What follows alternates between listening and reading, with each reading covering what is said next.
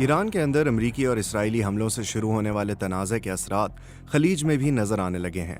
Tehran ने वादा किया था कि अगर इस पर हमला किया गया तो वो जवाबी कार्रवाई करेगा, लेकिन इसराइल पर हमले के अलावा ईरानी मिसाइलों ने दोहा से अबूधाबी और दुबई, कुवैत सिटी से मनामा और रियाज तक के शहरों को भी हिला कर रख दिया है। मुत्तहिदा अरब अमारात का कहना है कि अबूधाबी में एक शख्स मिसाइलों का मलबा गिरने से हलाक हुआ। कतर के मुताबिक इसने रॉकेट्स को मार गिराया। कई खलीजी रियासतों से हमलों और धमाकों की इतलात भी मौसूल हुई हैं। ये कोई आम हमले नहीं।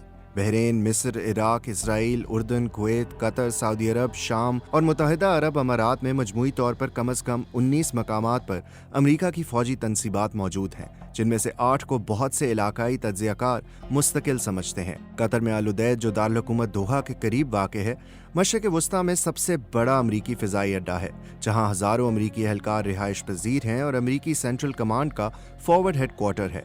वाज़ेह रहे कि बहरीन अमरीकी बहरिया के 5वें बेड़े के हेडक्वार्टर्स का मरकज़ है। तेहरान ने बारहा खबरदार किया है कि अगर अमरीकी हमले जारी रहे तो खित्ते में हर अमरीकी अड्डा जायज़ हदफ बन जाएगा, चाहे वो किसी भी मुल्क में हो।